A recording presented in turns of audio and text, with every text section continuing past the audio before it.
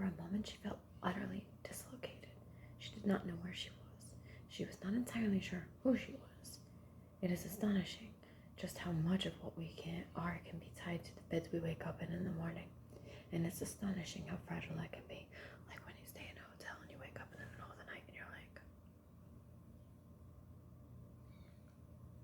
yeah.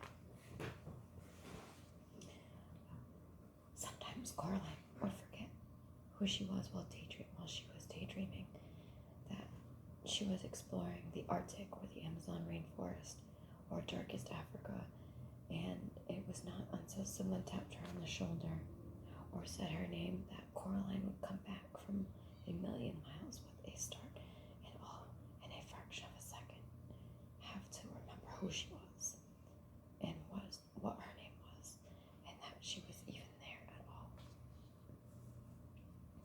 Now there was sun on her face, and she was Coraline Jones, yes, and then the green bigness of the room she was in, and the rustling of a large painted paper butterfly as it fluttered and beat its way about the ceiling told.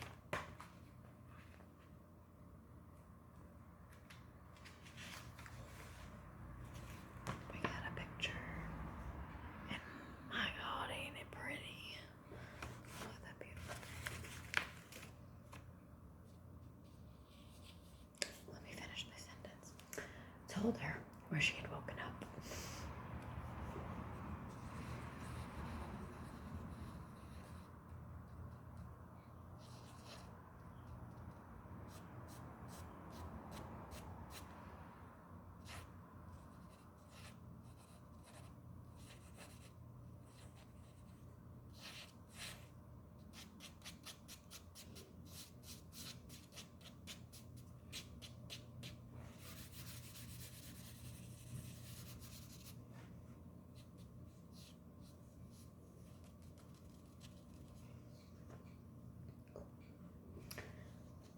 She had climbed out of bed. She could not wear her pajamas, dressing gown, and slippers during the day. She decided, even if it meant wearing the other Coraline's clothes. Was there an other Coraline? No, she realized. There wasn't. There was just her. There was no regular clothes in the cupboard, though. They were more like dressing up clothes, or so she thought. The kind of clothes she would love to have hanging in her own wardrobe at home. There was a raggedy witch costume, a patch scarecrow costume, a future warrior costume with little digital lights in it that glittered and blinked, a slinky evening dress all covered in feathers and mirrors. Finally, in the drawer, she found a pair of black jeans that seemed to be made out of velvet night and a gray sweater. It begins. Sorry.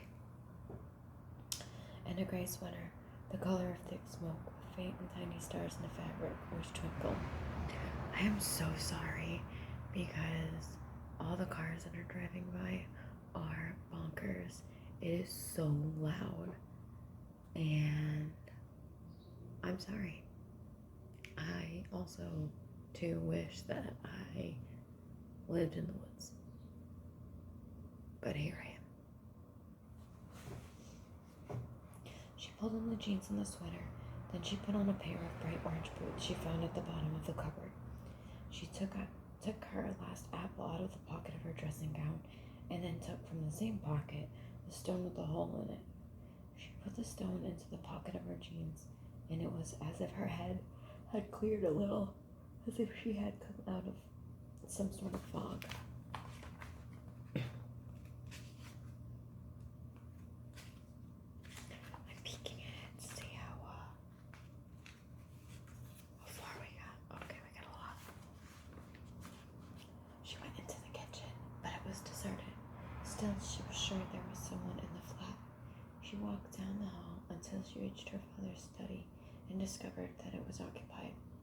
"Where's the other mother?" she asked the other father. He was sitting in the study desk, which looked just like her father's, but he was not doing anything at all, not even reading gardening catalogs, or as her own father did when he was only pretending to be working. "Out," he told her. "Fixing the doors. There are some vermin problems." He seemed pleased to have somebody to talk to. The rats, you mean? No, the rats are our friends. This is the other kind. Big black fellow with his tail high. The cat, you mean? Ah, that's the one, said her father.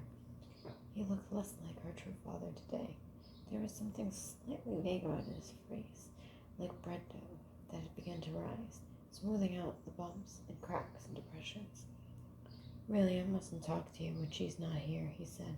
But don't you worry, she won't be gone for long. She won't be gone often. I shall demonstrate our... Try it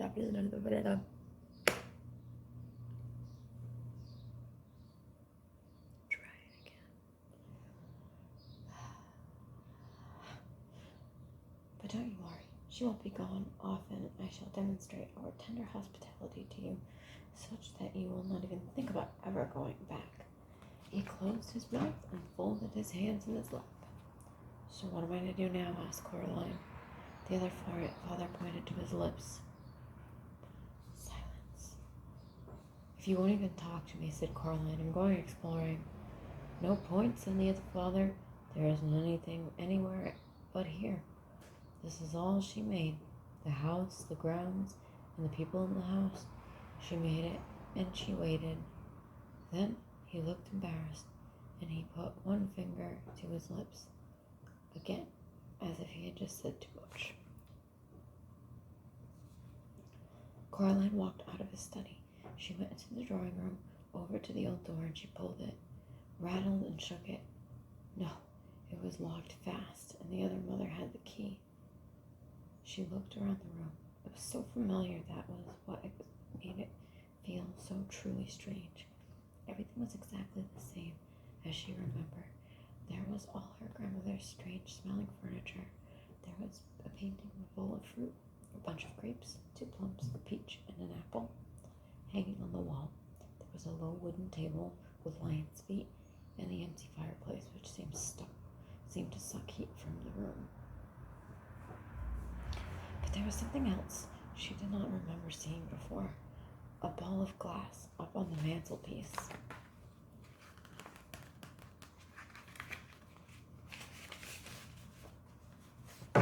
She went over to the fireplace, went up on tiptoes, and lifted it down. It was a snow globe with 2 little people in it. Coraline shook it and set the snow flying, white snow that glittered as it tumbled through the water. She put the snow globe back on the mantelpiece and carried on looking for her true parents and for a way out.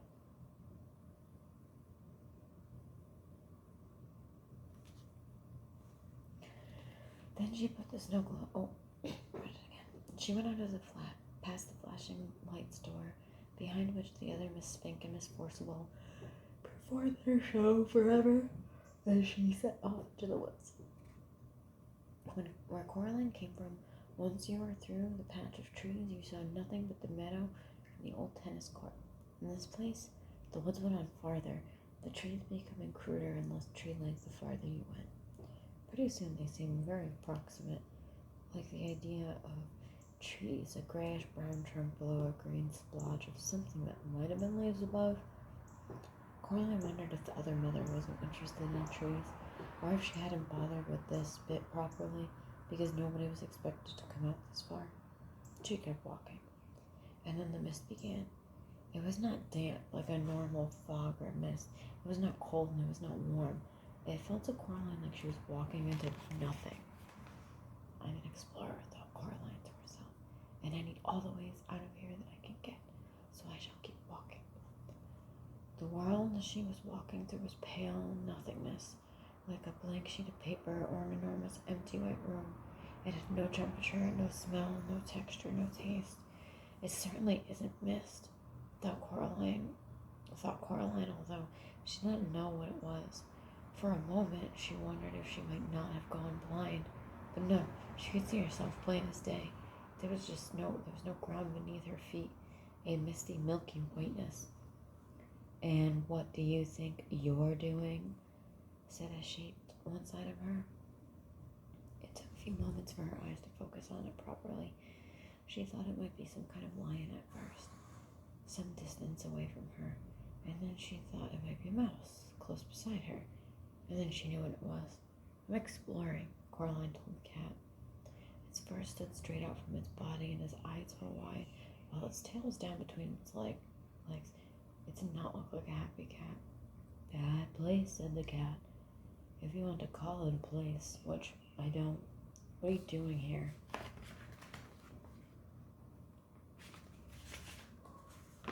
"I'm exploring."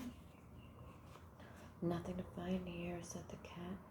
"This is just the outside, the part of the place she hasn't bothered to create." "She? The one who says she's your mother," said the cat. "What is she?"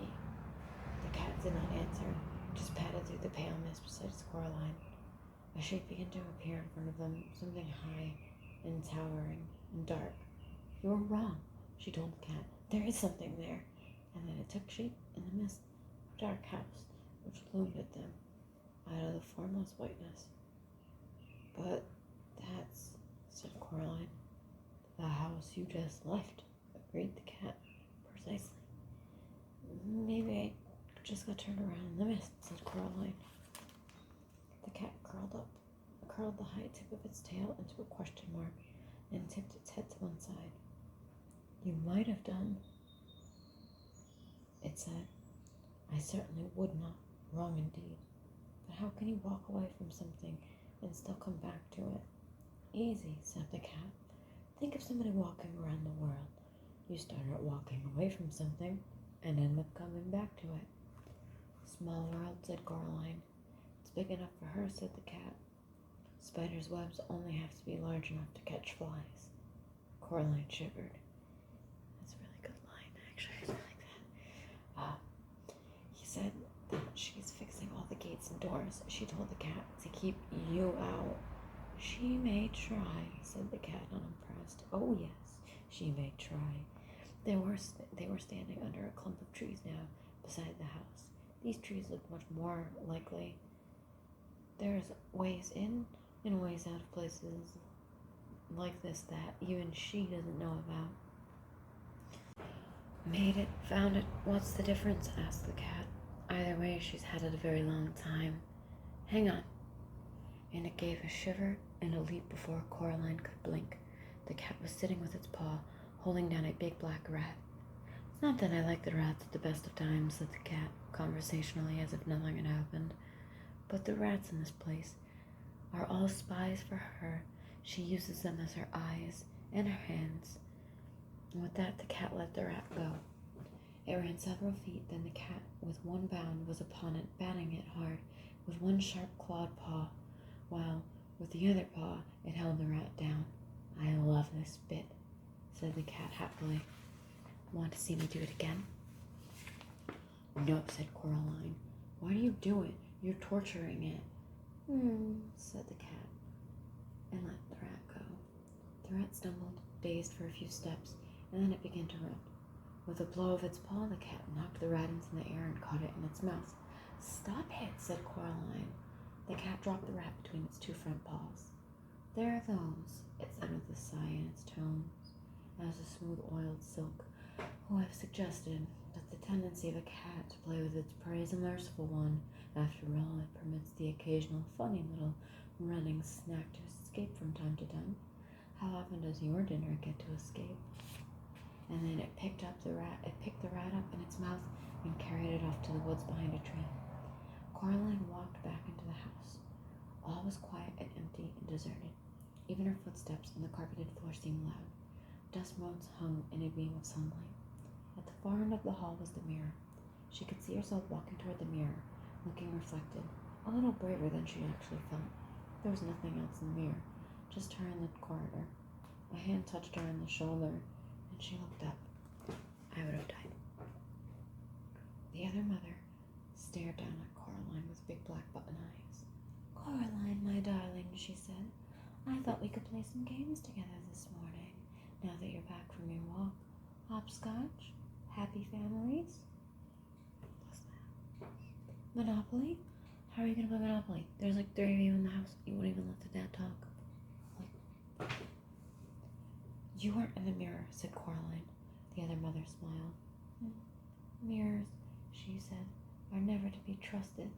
Now, what game shall we play?" Coraline shook her head. "I don't want to play play with you, she said. I want to go home, and I want to be with my real parents. I want you to let them go, to let us all go. The other mother shook her head very slowly.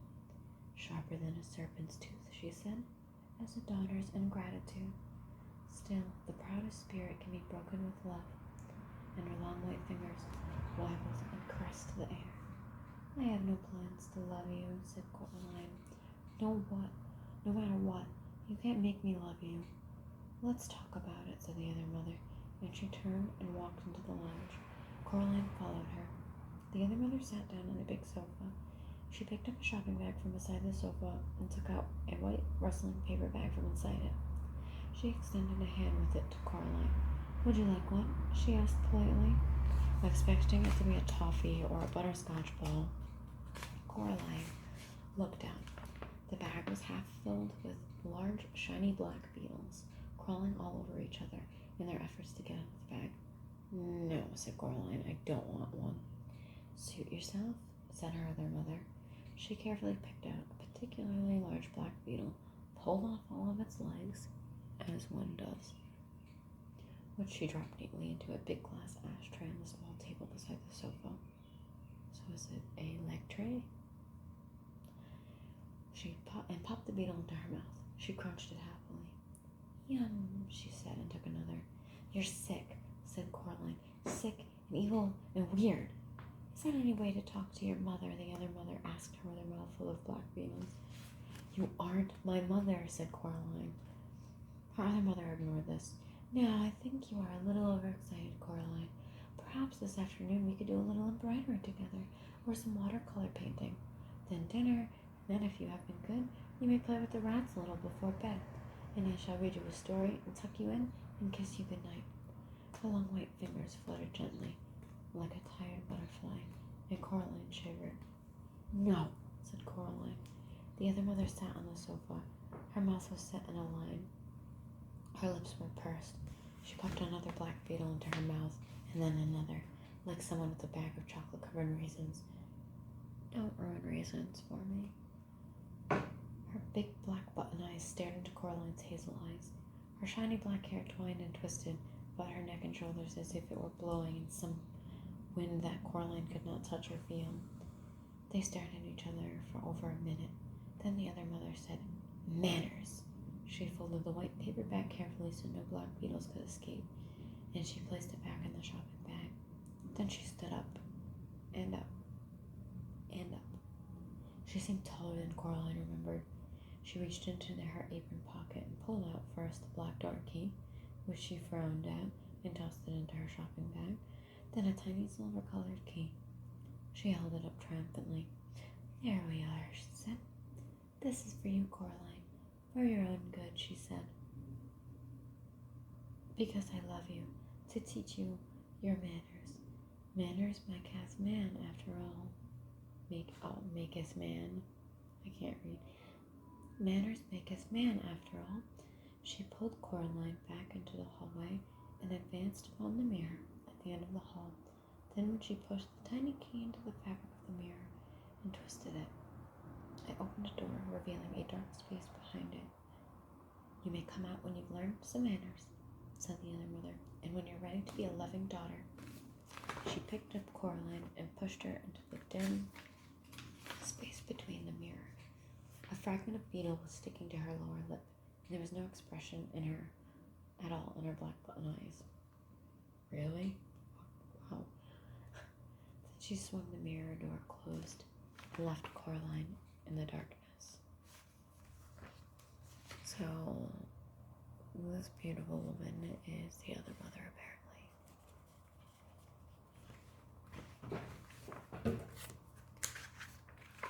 Now we're halfway there, halfway there, halfway there, halfway there. So anyway, I'm sorry this video is probably going to be very loud. There's probably going to be a weird splice in it because the dog barked in the middle. I paused it, and then I thought I hit record, and I read the half book, and it wasn't recording. So I'm gonna try to make it the best I can. Anyway, Thank you for watching. Like and subscribe and do all that fun stuff.